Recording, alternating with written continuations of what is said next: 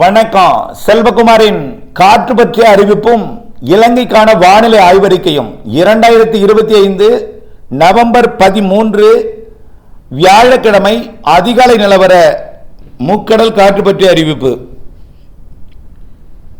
அதிகாரப்பூர்வ வானிலை அறிக்கைக்கும் இந்திய வானிலை ஆராய்ச்சித்துறை அறிக்கையை பார்க்கவும். இந்திய வானிலை ஆராய்ச்சி மீனவர்களுக்கான அறிக்கையை முதல்ல என்ன சொல்லியிருக்கான்னு பார்த்துட்டு நம்முடைய மீனவர்களுக்கான அறிக்கையை பார்ப்போம்.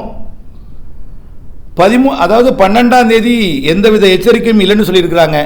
அது நேற்றைக்கு முடிஞ்சிட்டு 13ஆம் தேதியிலிருந்து 14ஆம் தேதி வரைக்கும், இன்றிலிருந்து 14ஆம் தேதி வரைக்கும், அதாவது இன்றும் நாளைக்கும் 13, 14 2 நாளும் தென் தமிழக கடலோர பகுதிகள் மற்றும் மன்னார் வளைகுடா குமரி கடல் பகுதியில் சூறாவளி காற்று மணிக்கு 35 முதல் 45 கிலோமீட்டர் வேகத்திலும் இடையிடையே 55 கிலோமீட்டர் வேகத்திலும் வீசக்கூடும் அப்படின்னு தெரிவிச்சிருக்கிறாங்க.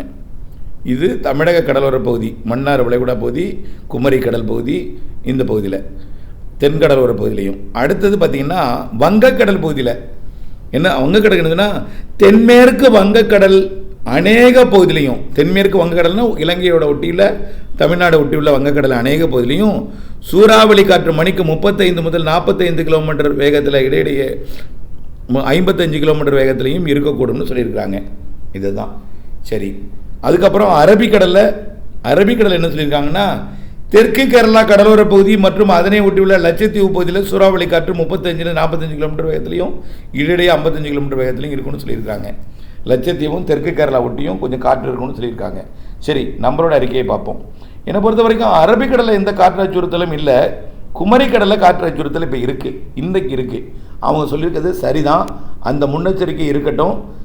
அதாவது மன்னார் வளைகுடா, குமரிக்கடல், தென்மேற்கு வங்கக்கடல் ஒட்டுமொத்த பகுதி, இலங்கை சுற்றுவட்டார எல்லாமே கடல்கள் காற்று இருக்குது, வலுவாக இருக்குது. கடலுக்குள்ளே இந்த பகுதிக்கு மீன்பிடிக்க போக வேண்டாம், இன்றிலிருந்தே தடையாக தான் இருக்கும். கண்டிப்பாக எடை குறைந்த படகு முயற்சிக்க வேண்டாம். 12, 13, 14ஆம் தேதி இன்னும் கூடிரும் காற்று, இன்னும் படிப்படியாக 15ஆம் தேதி இன்னும் கூடிரும் காற்று. ஒட்டுமொத்த வங்கக்கடல் முழுவதுமே காற்றோட வேகம் அதிகமாகிடும். 16ஆம் தேதி இன்னும் கூடும். 17ஆம் தேதி குமரிக்கடலில் இன்னும் வலுவாகும். காரணம், அங்கிருந்து நிகழ்வு ஒன்று அரபிக்கடலுக்கு போக போகுது. அதனால் அரபிக்கடலில் கேரள கடலோரத்தில் நிகழ்வு வரக்கூடிய இந்த நிகழ்வு இப்போ போக போகுது பாருங்கள். அந்த 13, 14 நிகழ்வு போய் அரபிக்கடலோரத்தில் கொஞ்சம் காற்றை கூட்டும். ஆனால் எடை குறைந்த படகுக்கு மட்டும்தான் அச்சுறுத்தல். ஆனால் ஆழ்கடலுக்கு மீன்பிடிக்க போக வேண்டாம். வங்கக்கடல் நிகழ்வு அரபிக்கடல் வரும் அடுத்தது. அதனால் வானிலை அறிக்கையோட இணைந்திருக்கணும். வங்கக்கடலில் ஒட்டுமொத்தமுமே வரக்கூடிய 16ஆம் தேதி அமையக்கூடிய காற்றழுத்த தாழ்வு பகுதி காரணமாக ஒட்டுமொத்த வங்கக்கடலுமே காற்றோட வேகம் அதிகமாக இருக்கும். மன்னார் வளைகுடா முதல் கல்கத்தா வரைக்கும் அந்தமான் கடற்பகுதியிலையும். ஏன்னா அந்தமான் கடற்பகுதிக்கு புதிய நிகழ்வு வரப்போகுது, தெற்கு மத்திய வங்க கடற்பகுதியில் புதிய நிகழ்வு வரப்போகுது. ஆக ஒட்டுமொத்த தெற்கு மத்திய, தென்கிழக்கு, தென்மேற்கு எல்லா பகுதிகளிலுமே தமிழ்நாடு முதல் அந்தமான் வரைக்கும் அடுத்தடுத்த நிகழ்வுகள் காத்திருக்கு என்பதனால கடலுக்குள் மீன்பிடிக்க இறங்க வேண்டாம். இப்படியே தொடர்ந்து எல்லா நாளும் காற்று அச்சுறுத்தல் இருந்து கொண்டே இருக்கும். ஆகவே 4 நாள் அப்படி சொல்லிகிட்டே இருப்பாங்க. கண்டிப்பாக இதில் 21ஆம் தேதியிலேருந்து கடுங்காற்றாக மாறப்போகுது.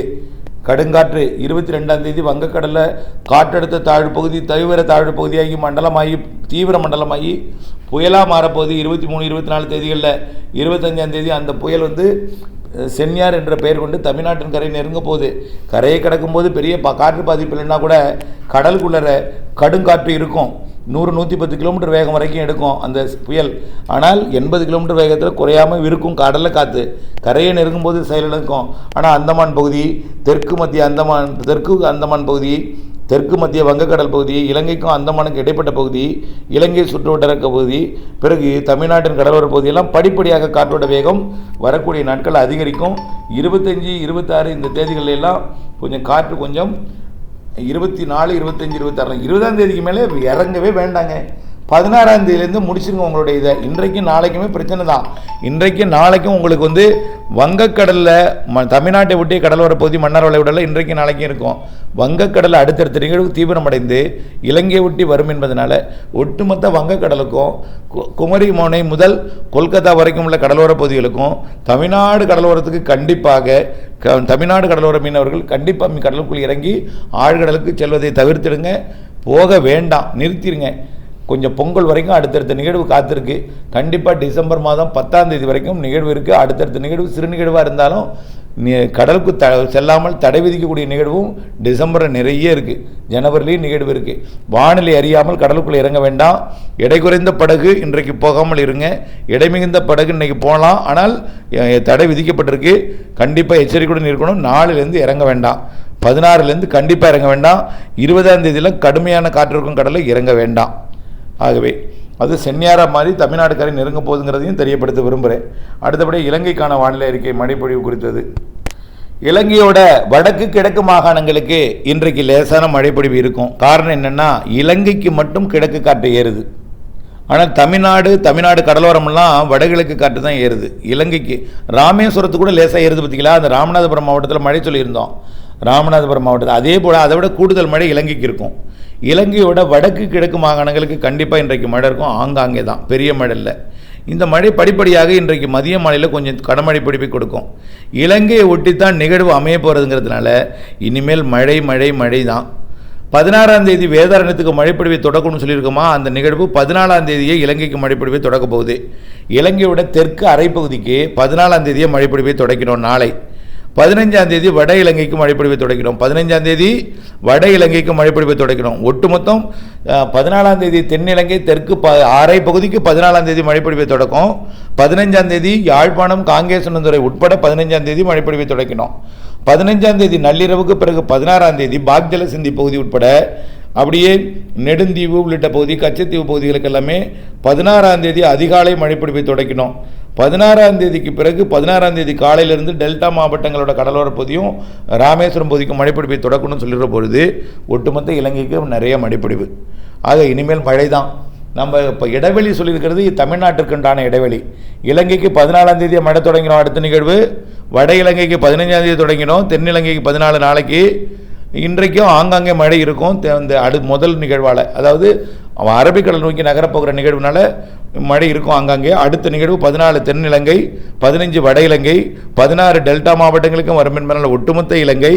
இப்படியே 16, 17, 18 எல்லா நாளும் மழையாக தான் இருக்கும் இலங்கைக்கு. இந்த நிலையில் அடுத்த நிகழ்வு தீவிர நிகழ்வு மழை இருந்து கொண்டே இருக்கும். ஆனால் சில இடங்களில் தாழ்வு பகுதி அங்கே இருந்துன்னா கொஞ்சம் மழை வெற்றிடத்தை கொடுக்கும். அந்த இடத்துல மழை இல்லாமல் தமிழ்நாட்டில் மழை பொழிவு கொடுக்கும். அதனால் கொஞ்சம் சில நேரங்களில் அந்த குறைந்த அழுத்த பகுதி, வெற்றிடம் இல்லை, குறைந்த அழுத்த பகுதி அமைந்தால் அந்த இடத்துல மழை தராது. அப்போ அது மாரி அமையும் வாய்ப்பு இருக்குது. ஆனால் அடுத்த நிகழ்வு இலங்கைக்கு மிக நெருக்கமாக வரும். இலங்கை மேலே ஏறினா தானே காற்று அச்சுறுத்தல், இலங்கைக்கு நெருக்கமாக வந்தால் மழை அச்சுறுத்தல்.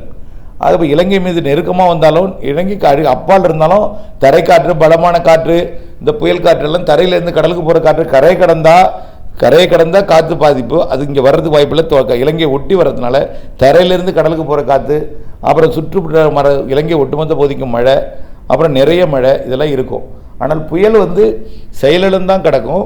கடலில் இருக்கும் பொழுது காற்று இருக்கும் அல்லவா, புயல் நோக்கி காற்று போகும், தரைக்காற்று, அதெல்லாம் இருக்குது. வரக்கூடிய 20ஆம் தேதிக்கு மேலே மழை தீவிரமடையும். 22க்கு மேலே மேலும் தீவிரமடையும். 23, 24, 25 இன்னும் மழைப்பொழிவு இலங்கைக்கு தீவிரமடையும். அடுத்தடுத்த நிகழ்வு இலங்கை ஒட்டித்தான் வரும். இலங்கைக்கு நிறைய மழை இருக்குது என்பதை தெரியப்படுத்த விரும்புகிறேன். வானிலை அறிக்கையோடு இணைந்திருங்கள். வானிலை அப்டேட்ஸ் அறிந்து முன்னெச்சரிக்கை எடுத்திருங்கள். நன்றி.